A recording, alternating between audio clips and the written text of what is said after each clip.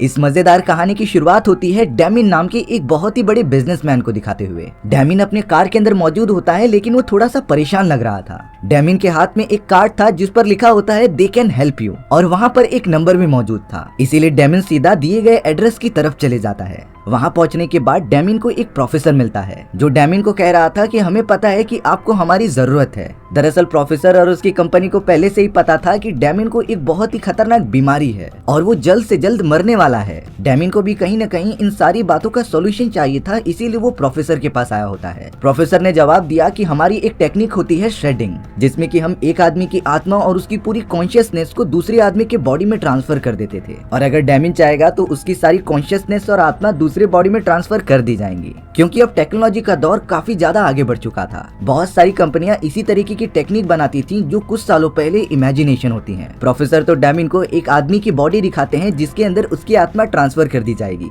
लेकिन डैमिन ने जब उस आदमी को गौर से देखा तब वो जिंदा था। डैमिन इस बात से थोड़ा चौंक जाता है कि किसी दूसरे इंसान को मारकर मेरी आत्मा उसमें ट्रांसफर करना गलत है कि नहीं। तभी प्रोफेसर ने रिप्लाई दिया कि इस आदमी का कोई भी वजूद नहीं है, अगर ये चला भी जाएगा तो किसी को फर्क नहीं पड़ेगा। प्रोफेसर और उसकी ऑर्गेनाइजेशन सिर्फ उन्हीं लोगों की मदद कर रही थी जो देश को डेवलप करने में बड़ा योगदान दे रहे होते हैं। डैमिन उन्हीं में से एक था, इसीलिए डैमिन को चांस दिया जा रहा था। अब डैमिन यहाँ पर सोचने के लिए कुछ समय मांग लेता है। घर आने के बाद डैमिन अपनी बेटी से मिलने के लिए चला गया था, लेकिन शुरुआत से ही डैमिन की बेटी अपने फादर से नफरत करती थी, क्योंकि डैमिन काम के सिलसिले में इतना ज्यादा बिजी रहता कि वो अपनी बेटी को टाइम नहीं दे पाता। इन सारी बातों से डैमिन का दिल टूट जाता है और वो वहाँ से चला गया था। बट अब अगले दिन ही डैमिन की तबीयत बहुत ही ज्यादा खराब होने लगी। उसे लगने लगा होता है कि यही उसका आखिरी पल आ चुका है। इसीलिए डैमिन ने तुरंत ही प्रोफेसर को कॉल करके उसके शेडिंग वाली टेक्निक को अपनाने के लिए कह दिया, जिसमें कि डैमिन की आत्मा उस आदमी के बॉडी में ट्रांसफर कर दी जाएगी। सर्जरी से पहले डैमिन एक शमशान घाट में चला जाता है एक छोटा सा बॉक्स लेकर। डैमिन के पास एक बॉक्स था जो वो जमीन में जाकर गाड़ देता है। अब यहाँ जल्द से जल्द डैमिन के सर्जरी की तैयारी चालू कर दी गई थी। एक साइड पर डैमिन को रखा गया था जो कि अपनी आखिरी सांसें ले रहा होता है, और वहीं साइड में दूसरे आदमी को रखा गया था जिसके बॉडी में उसकी आत्मा ट्रांसफर की जाएगी।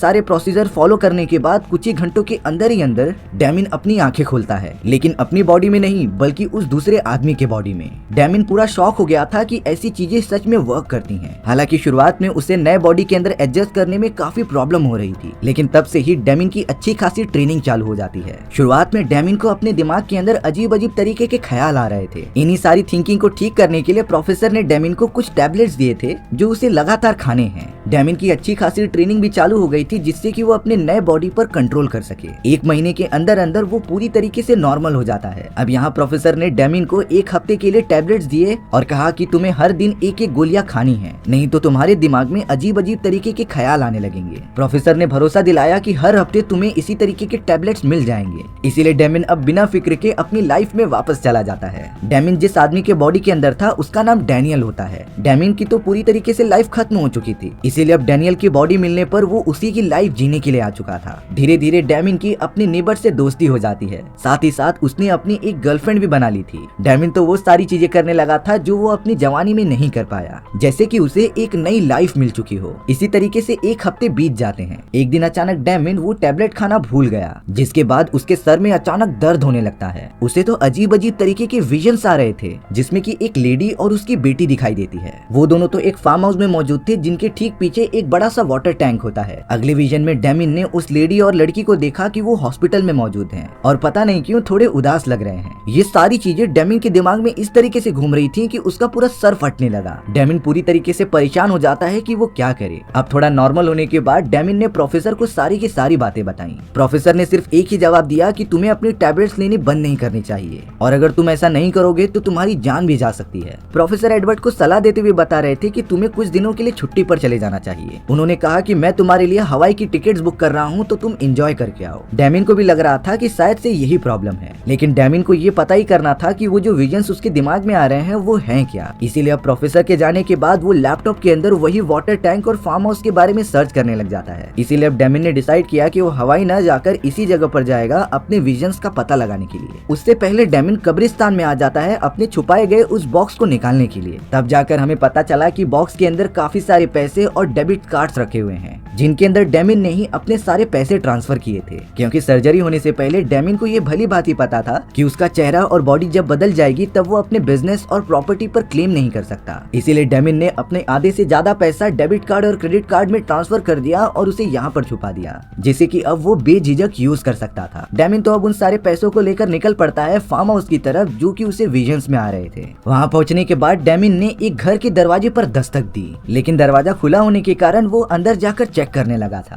तभी डेमिन की नजर अचानक एक तस्वीर पर पड़ती है जिसमें कि वही लेडी और लड़की मौजूद थी जो डेमिन की विजन्स में आ रही होती है। बट उन दोनों के साथ इस नए वाले डैनियल की बॉडी की फोटो भी मौजूद थी, यानी कि डेमिन जो इस नई बॉडी के अंदर आया है वो कहीं न कहीं इनसे रिलेटेड है। अचानक वो लेडी पीछे से गन लेकर आ जाती है जिसने कि डेमिन के ऊपर पॉइंट कर दिया था, लेकिन जैसे ही उस लेडी ने डेमिन का चेहरा देखा तब वो बहुत ही ज्यादा रोने लगी, क्योंकि ये और कोई नहीं बल्कि उस लेडी का हस्बैंड होता है। वो लेडी बहुत ही ज्यादा खुश हो रही थी कि आखिरकार उसका हस्बैंड वापस आ गया, और ये बात तो डेमिन को भी अब तक पता चल चुकी होती है, यानी कि प्रोफेसर ने उससे झूठ कहा था कि इस आदमी का कोई भी बैकग्राउंड नहीं है, और ये एक तरीके से नाइंसाफी है कि ऐसे इंसान की जान लेकर उसे दे देना जिसकी उम्र खत्म होने वाली है। अब कुछ ही देर के अंदर अंदर प्रोफेसर और उसके कुछ लोग ट्रैक करते हुए वहाँ पहुँच जाते हैं। डेमिन अब उनके साथ बैठकर इन सारी चीजों के ऊपर बात करने लगा था। प्रोफेसर का आदमी रियलिटी बताता है कि इस लेडी का हस्बैंड जिसका नाम डैनियल था, उसने खुद ही हमारे कंपनी को अपनी बॉडी बेची थी कुछ पैसों के लिए। लेकिन डेमिन इस बात से बहुत ही ज्यादा गुस्सा होता है कि पैसों के लिए तुम इस तरीके से किसी की जान नहीं ले सकते, और अब तुम लोगों ने मुझे भी इन सारी चीजों में शामिल कर लिया है। डेमिन एक तरफ बहुत ही ज्यादा गिल्टी फील कर रहा था तो उसे बहुत ज्यादा गुस्सा भी आ रहा था, इसीलिए अब डेमिन ने प्रोफेसर और उसकी आदमियों पर लगातार हमला कर दिया। डेमिन तो उन्हें धाराशायी करके उस लेडी को लेकर चला जाता है।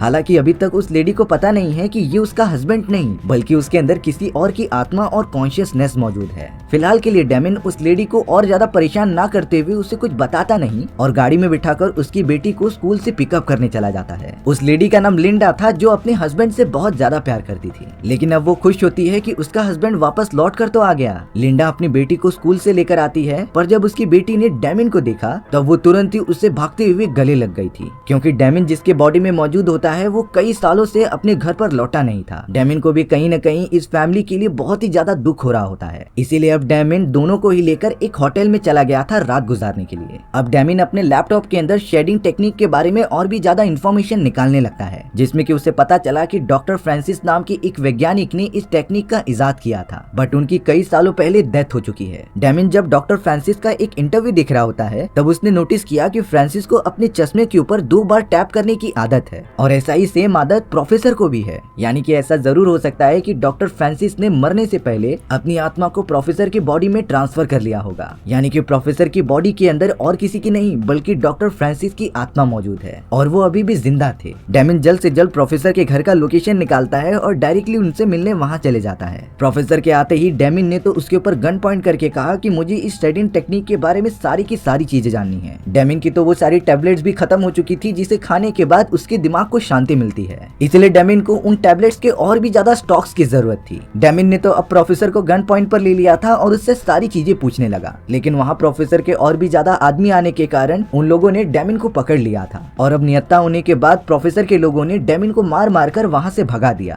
अब डेमिन यहाँ डायरेक्टली लिंडा के पास आ चुका था। डेमिन के मन में भी बहुत ज्यादा गिल्ट होता है कि उसने किसी इंसान को मारकर उसकी बॉडी का यूज किया अपने आप को जिंदा रखने के लिए। भले ही डेमिन ने ये सारी चीजें जाने अनजाने में की, लेकिन इसका बुरा हर्जाना तो लिंडा और उसकी बेटी को झेलना पड़ रहा है। इसीलिए अब डेमिन ने लिंडा को सारी बातें सच सच बता दी होती हैं। डेमिन ने लिंडा को समझाया कि तुम्हारे हस्बैंड की कई दिनों पहले मौत हो चुकी थी। हालांकि ये बॉडी तुम्हारे हस्बैंड की ही है, लेकिन इसके अंदर जो कॉन्शियसनेस और जो आत्माएं हैं वो मेरी है। लिंडा ये बातें सुनकर पूरी तरीके से शॉक हो जाती है कि आखिरकार ये कैसे हुआ। लिंडा को तो समझ में नहीं आ रहा था कि वो अब क्या करे, बट डेमिन ने भले ही लिंडा को उसके हस्बैंड से दूर कर दिया, लेकिन उसने डिसीजन लिया होता है कि वो लिंडा और उसकी बेटी की अच्छे से प्रोटेक्शन करेगा। इसीलिए अब डेमिन दोनों को लेकर अपने एक बहुत ही पुराने दोस्त के पास चला आता है। शुरुआत में तो डेमिन के दोस्त ने तो उसका बदला हुआ चेहरा देखकर पहचान ही नहीं पा रहा था, लेकिन बाद में जब डेमिन ने अपने दोस्त को वो सारी बातें बताई जो सिर्फ उन दोनों को ही पता होती हैं, तब जाकर उसके दोस्त ने भरोसा किया कि ये और कोई नहीं बल्कि मेरा डेमिन है। उसके दोस्त को विश्वास नहीं हो रहा होता कि डेमिन ने भी ये टेक्निक का यूज किया है।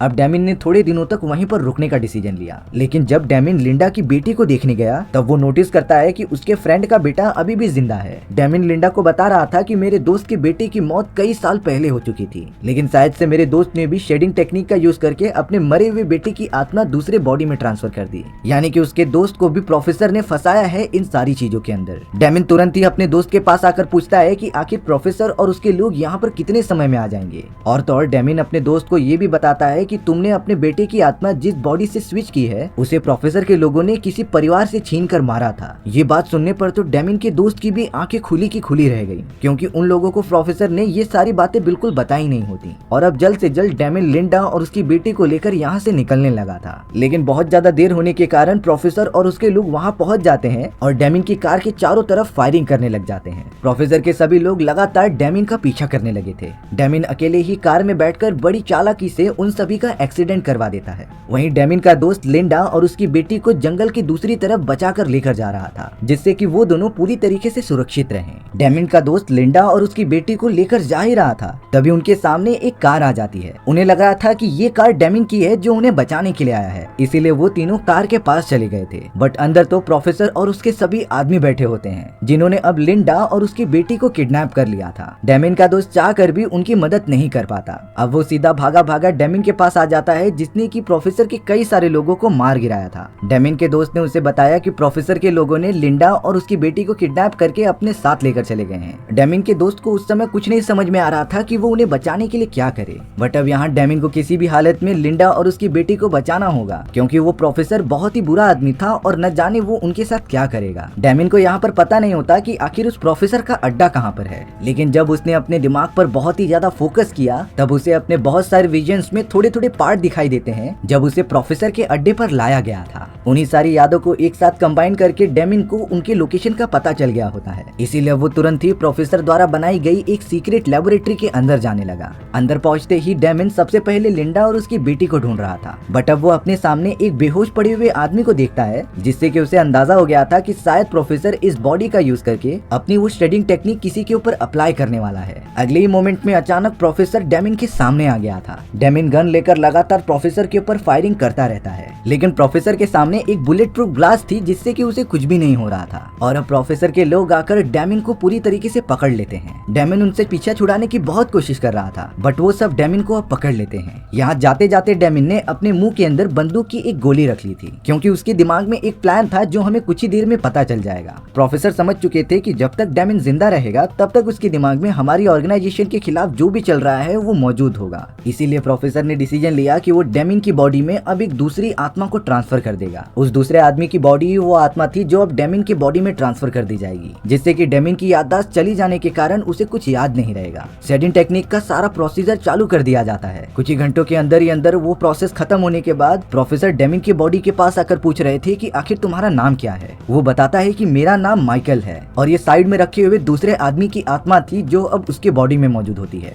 यानी कि डेमिन अपनी सारी यादें भूल चुका है और अब उसके बॉडी में माइकल की आत्मा है। तो अगर गलती से उनके कंपनी के इस इलीगल एक्सपेरिमेंट के बारे में अगर गवर्नमेंट को पता चल जाता तब उसकी कंपनी बंद हो जाती। प्रोफेसर अब पूरी तरीके से निश्चिंत होकर वहाँ से चला जाता है, बट थोड़ी ही देर बाद डेमिन ने गन निकाली और माइकल के लोगों पर फायर करने लगा, जिससे कि हमें पता चलता है कि डेमिन की याददाश्त अभी तक गई नहीं है, वो अभी भी अपने बॉडी के अंदर मौजूद था। दरअसल बात ये थी कि मशीन के अंदर डालने से पहले डेमिन ने अपने मुंह के अंदर बंदूक की एक बुलेट डाल दी थी, और अगर मशीन में कोई भी मेटल की चीज लेकर जाई जाए तो वो ठीक से काम नहीं करती। इसी खराबी का फायदा डेमिन ने उठाया और अब वो गन लेकर चारों तरफ घूमने लग जाता है लिंडा और उसकी बेटी को ढूंढने के लिए। डेमिन प्रोफेसर के एक आदमी को पकड़कर लिंडा के लोकेशन के बारे में पूछता है, और अब बंदूक की नोक पर होने के बाद उन लोगों को ये सारी चीजें बतानी ही पड़ी। वो सब डेमिन को लिंडा और उसकी बेटी की तरफ लेकर चले जाते हैं जो उसी लेबोरेटरी में छुपाए गए थे। उन्हें सही सलामत देखने के बाद डेमिन ने प्रोफेसर के सारे लोगों को मार दिया था। यहाँ प्रोफेसर जब गोली चलने की आवाज सुनता है तब उसे कुछ शक हो गया था। वो तुरंत ही चला आया ये पता करने के लिए कि आखिर यहाँ पर कौन सी गलत चीजें हो रही हैं। तभी प्रोफेसर ने अपनी मशीन के अंदर एक गन की बुलेट देखी, जिससे कि उसे पता चल गया कि शायद डेमिन ने उसे चकमा दे दिया है। वो तो मशीन के अंदर मेटल की चीज लेकर चला गया, जिससे कि हमारी मशीन प्रॉपर काम नहीं की। और डेनिम ने तो शुरुआत में सिर्फ माइकल होने का नाटक किया था। वहीं दूसरी तरफ डेमिन ने प्रोफेसर के बहुत सारे लोगों को मार दिया होता है और अब वो डायरेक्टली पहुंच गया था प्रोफेसर के पास। बट प्रोफेसर तो अभी भी बुलेट प्रूफ ग्लास के अंदर मौजूद था, जिसके अंदर जाना बहुत ही ज्यादा मुश्किल होता है। प्रोफेसर अब डेमिन को कहने लगा था कि मेरे बिना तुम कुछ भी नहीं हो, अगर मैं तुम्हें वो टैबलेट नहीं दूंगा तो तुम वैसे ही मर जाओगे और धीरे धीरे तुम्हारे अंदर मौजूद लिंडा के हस्बैंड की यादें बढ़ती जाएंगी। एक समय ऐसा आएगा जब तुम्हारी आत्मा मर जाएगी और लिंडा की हस्बैंड की यादें तुम्हारे ऊपर कब्जा कर लेंगी। यानी कि इन सारी चीजों में डेमिन की मौत पक्की है। बट डेमिन अब इस बारे में बिल्कुल भी नहीं सोच रहा था। उसे तो किसी भी हालत में प्रोफेसर और उसकी पूरी ऑर्गेनाइजेशन को बर्बाद करना था, जिससे कि वो आगे चलकर किसी मासूम लोगों पर इस तरीके के खतरनाक एक्सपेरिमेंट ना करे। डेमिन अब बहुत ही ज्यादा गुस्से में वहाँ पर पड़े हुए एक फ्लेम थ्रोअर को उठाता है और आग से ग्लास को छेदते हुए डायरेक्टली प्रोफेसर को जला देता है। प्रोफेसर तो पूरी तरीके से जलकर खत्म हो गया था। डेमिन लिंडा और उसकी बेटी को सही सलामत लेबोरेटरी से बाहर लेकर आ जाता है। डेमिन ने अब लिंडा और उसकी बेटी को सेफ रखने के लिए नाव की मदद से अपने खरीदे गए आइलैंड पर भेज दिया था। वहाँ लिंडा और उसकी बेटी के लिए सारी फैसिलिटीज मौजूद होती हैं, जहाँ दोनों ही अपने आगे की जिंदगी खुशी खुशी गुजार सकते थे।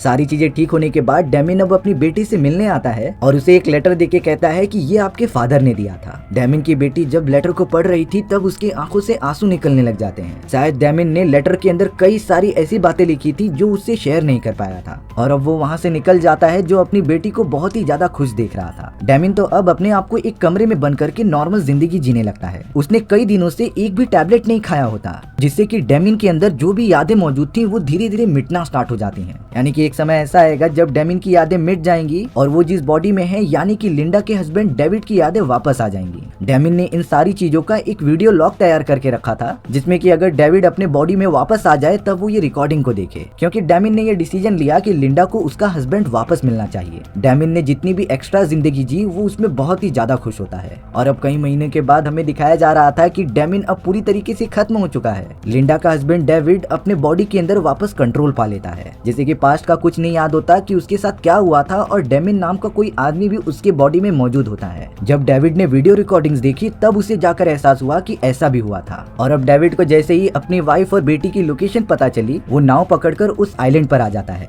डेविड जब लिंडा से मिला तब वो बताता है कि मैं तुम्हारा हस्बैंड डेविड हूँ। ये सारी चीजें जानने के बाद लिंडा और उसकी बेटी बहुत ही ज्यादा खुश हो जाते हैं, यानी कि आखिरकार डेविड को अपना खोया हुआ परिवार मिल ही गया, वो भी सिर्फ और सिर्फ डेमिन की कुर्बानी की वजह से। डेविड तो अब अपनी फैमिली के साथ उसी आइलैंड पर रहने का डिसीजन लेता है और इसी तरीके से हमारी ये कहानी यहीं पर खत्म हो चुकी थी। सो व्यूअर्स, आपको ये स्टोरी कैसी लगी कमेंट सेक्शन में बताना जरूर, और अगर आपको मेरा एक्सप्लेनेशन 1% भी अच्छा लगा होगा ना तो वीडियो को लाइक एंड चैनल को सब्सक्राइब जरूर कर देना। मिलते हैं इसी तरीके की मजेदार वीडियोस में, तब तक के लिए बाय बाय।